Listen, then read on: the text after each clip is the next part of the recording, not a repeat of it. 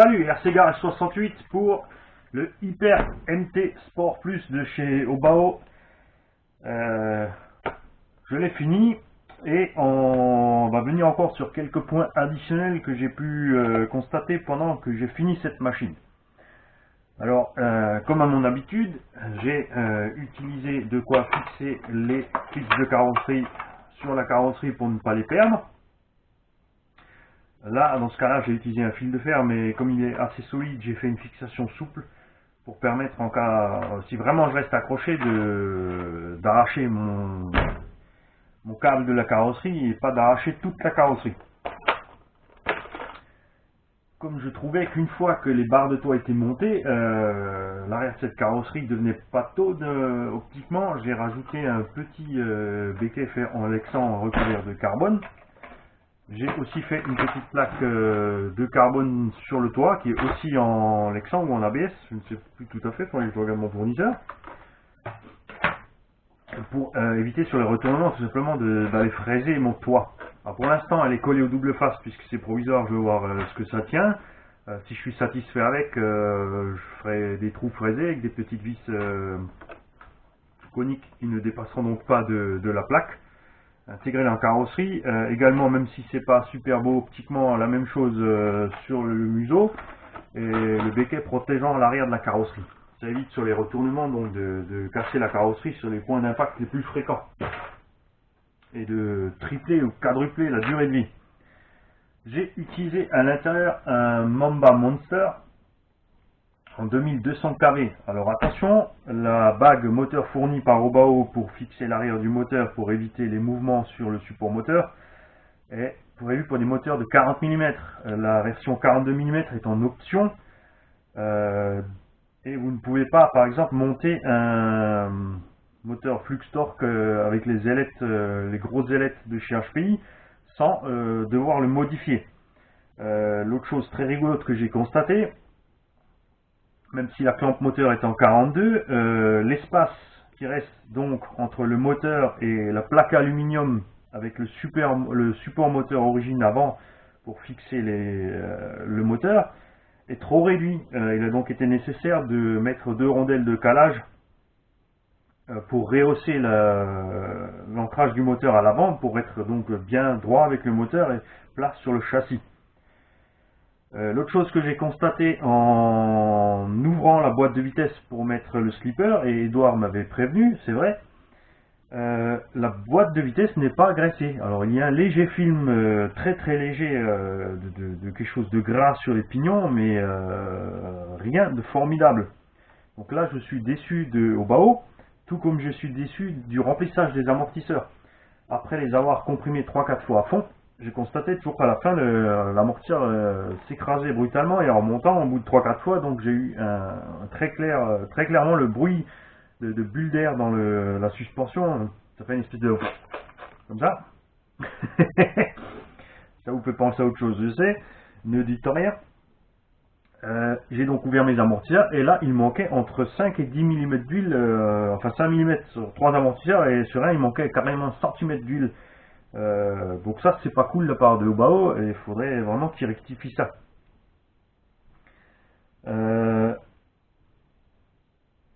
Une fois tout monté, sinon l'équilibre est pas mal. Il y a effectivement beaucoup de poids à l'arrière, donc là aussi déçu puisque le tarage des ressorts à l'arrière a dû être mis à fond pour être normal en fait. Avec le combo, et là j'ai juste mis des batteries 4S, donc installé juste comme ça déjà avec les réglages d'origine, vous vous retrouvez par terre. Ça c'est nul aussi, on n'aime pas du tout. Bon, tout ceci sont des choses qu'on peut régler facilement, donc aucun souci à ce niveau là. Ce qui est bien par contre, c'est qu'ils ont prévu dans les bacs à batterie, si vous utilisez des batteries avec les câbles qui sortent sur le dessus de la batterie, ils ont rainuré les bacs d'en haut jusqu'en bas, les fait dépasser du châssis, donc les LiPo rentrent sans problème, même si vous avez des câbles style ce qu'ils utilisent en compétition. Le boîtier radio devant en fait n'est pas apparemment prévu pour le pack de réception des nitros. Il y a l'emplacement en dessous pour un servo supplémentaire. Donc soit celui des gaz freins, soit celui du passage de vitesse de la marche arrière. Alors, je ne sais pas s'ils ont prévu la boîte de réception ici à l'intérieur, mais alors où mettre le récepteur, ça c'est peut-être au-dessus ici dans la petite bosse qui est fournie là. En tout cas pour les thermiques ça doit devenir assez ric-rac là-dedans, en brushless, donc nous inutile, on a une méga boîte radio avec juste notre petit récepteur, le cerveau de direction fixé dedans, et tout le reste est inutilisable, puisqu'ils ont compartimenté en petits morceaux. Et tout ça est intégré. On aurait aimé à ce compte-là avoir une partie démontable pour qu'on puisse avoir la boîte en un seul morceau au complet. Là, il y a des choses à modifier, ce serait bien.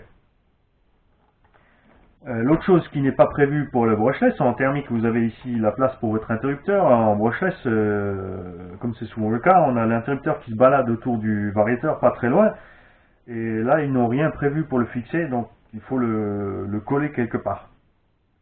Pas très embêtant, mais ce serait beaucoup plus propre s'ils avaient aussi fait le petit trou avec la partie on-off et de quoi le visser dans son support. L'autre chose que je reproche, mais ça c'est globalement à la partie SS, enfin au modèle, à la gamme SS de chez Obao, c'est qu'ils n'ont rien prévu pour poser proprement le câblage. Votre variateur est ici à l'arrière, vous allez devoir aller avec votre câble jusque dans votre boîtier de réception.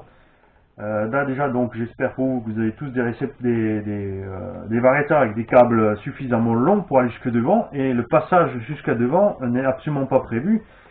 Donc vous passez où vous pouvez, sachant que la couronne et le pignon moteur ne sont absolument pas protégés par quelconque cache.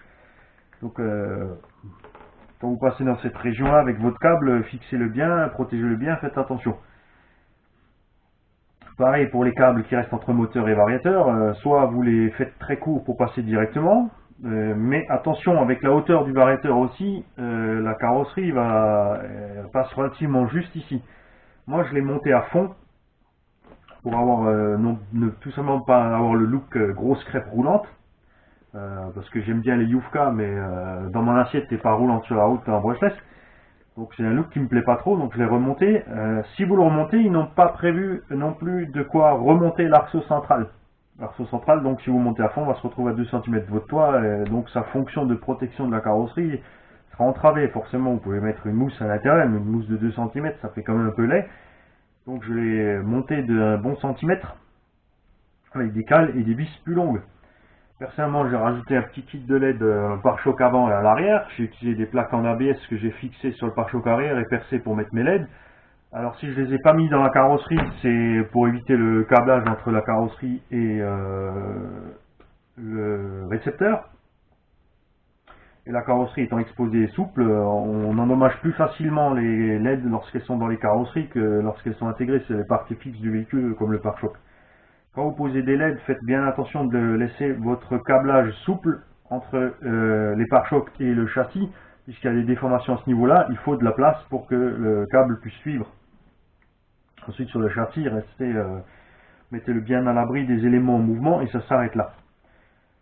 Alors je vous ai parlé aussi de quelque chose qui ne me plaisait pas, c'est le fait donc que le châssis ne touche pas avant que les suspensions soient en pleine compression. Alors c'est effectivement le cas quand le châssis arrive à plat, mais quand vous ne pressez qu'un seul train, l'arrière du châssis, c'est-à-dire ici au niveau du patin, on est bien juste à ras de toucher, donc avec la compression des pneus et la déformation du reste de plastique, vous tapez donc bien sur ces endroits. Je l'ai testé rapidement en 4S, et effectivement déjà en 4S, comme promis, avec le poids à l'arrière, vous êtes très rapidement sur les roues arrière, donc vous n'avez aucun problème pour faire des roues arrière de plus de 100 mètres de long sans insister lourdement sur les gaz. La roulette étant fixée assez haut, une fois que vous avez attrapé votre point d'équilibre, vous restez tranquillement dessus, vous restez mi-gaz aux 3/4 et le véhicule file sur ses roues arrière sur toute la longueur de la rue. Et là, j'en arrive donc à cette roulette qui m'a déçu de par son montage. Au départ, je pensais que la vis passait à travers, que la roulette tournait sur donc l'axe de la vis. Mais que nenni, que nenni. Ils ont utilisé 2 cales métalliques qui sont dans la partie plastique et une vis à droite à gauche qui sont fixées dans la roulette. C'est donc la vis avec sa partie filetée qui tourne dans la cale métallique. Alors c'est un peu mieux que le coup du plastique qui tourne autour de l'axe, mais c'est pas forcément génial non plus. Franchement, deux petits roulements là-dedans, c'est pas du luxe. On aurait vraiment aimé qu'ils se sortent le doigt du bip, hein. Le comportement dynamique de la machine par contre est génial, les pneumatiques tiennent super bien le pavé, même sur la route, ça a beau être des tailles basses, ils sont très très mous. Les jantes aussi, ils n'ont pas fait l'erreur qu'a fait Team Magic de faire des jantes taille basse très raides, donc la jante sur les gros coups prend tout dans la tronche.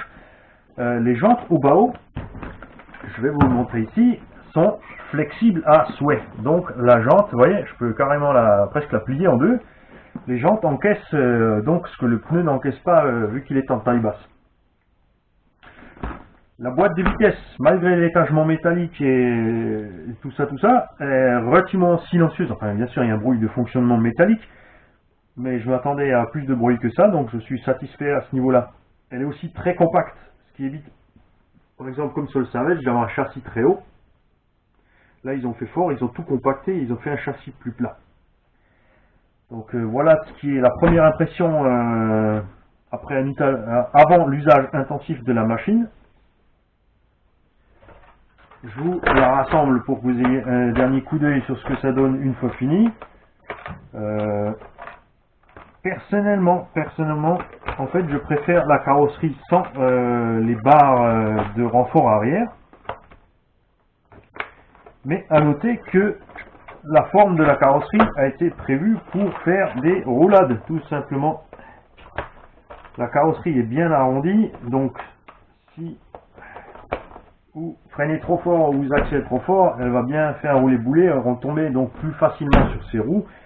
Ce que beaucoup de constructeurs font depuis ces derniers temps, de bien étudier la forme de leur carrosserie pour permettre ce genre de choses. Alors je vous dis à bientôt pour les essais et si j'ai le temps, à bientôt pour le démontage complet après 20 heures d'utilisation intensive, même si j'espère que celui-ci tiendra plus de 20 heures avant de tomber en morceaux sous mes coups de gâchette répétés. Salut tout le monde!